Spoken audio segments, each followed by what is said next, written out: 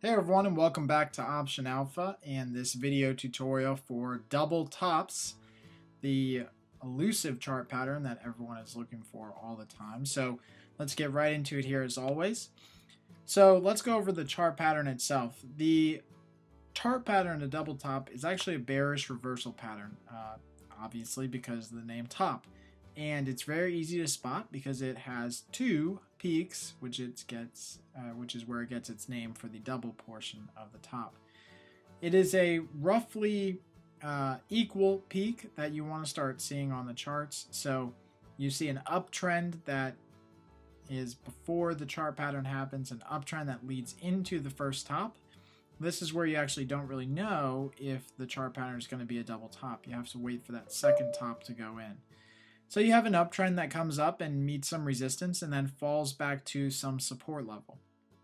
After some buyers come in at that point, then the market rallies but doesn't quite get past that first top. Now you start to look at the chart pattern a little bit differently. Again, as I said in the beginning, this is really an elusive pattern because everyone is looking for it, so they always seem to never see it. But it's really important that that second top is virtually even with the first top. Again, you can be a little bit higher, a little bit lower, but virtually even with the first top, showing that it's running into the same area of resistance or the same area of sellers. After that second top has been put in place, then the market again starts to decline and sell off. And the most important part, the absolutely most important part here, is that it actually breaks the prior support level.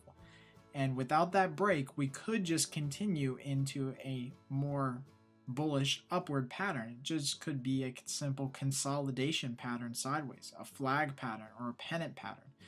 So without that break of support, you really run the risk of being in the middle of a chart pattern that could continue to move massively higher as you're shorting the stock.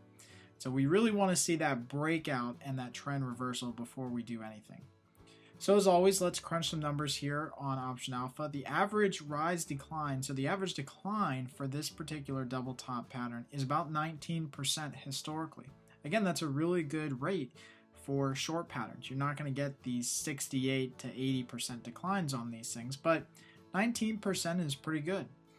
The breakout failure rate is only about 8%. So again, you can see how important it is that we actually make sure that that support level is broken. And if you do that, then you're actually going to be right about 92% of the time in the direction of the trade.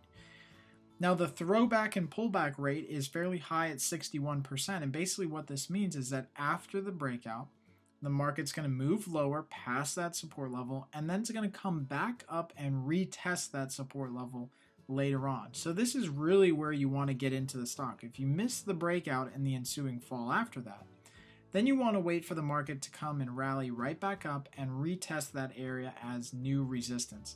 And it's going to do that about 61% of the time. So don't get discouraged if you actually miss the initial breakout and market fall, because it's more than likely going to come back and give you a second opportunity. So some key points to remember. These are easy patterns to get confused. Again, like I said, they happen at the end of an uptrend. And so without that breakout of support, you can actually be in the middle of a pattern that can continue to be bullish. So we have to have that support. That support must be broken. The lows are sometimes rounded or draw out a bit, which can be a sign of tepid demand on the second peak. So after the first peak has been put in place, if you actually see that the subsequent low where the support level is being established is really hard to narrow down. Like, it doesn't come down and hit that level and then run away from it real fast, but it comes down and it stays at that area and then it kind of rallies up higher. Then you know that people are already starting to lose some confidence in the stock. And number three, the subsequent decline from the second peak should see increasing volume. And this is really a big key point. You don't really want to see increasing volume on the low in between the peaks, and that would suggest that people are actually coming into the stock at lower prices, and so they're really confident in higher bullish moves. But you actually want to see a increasing volume as the stock declines, meaning that people are hitting the exit button and rushing for the exits. Hey, thanks for watching this video from Option Alpha. As always, we invite you guys to come back and check us out at optionalpha.com. And if you like this video, please share the video with any of your friends, family, or colleagues on your favorite social network.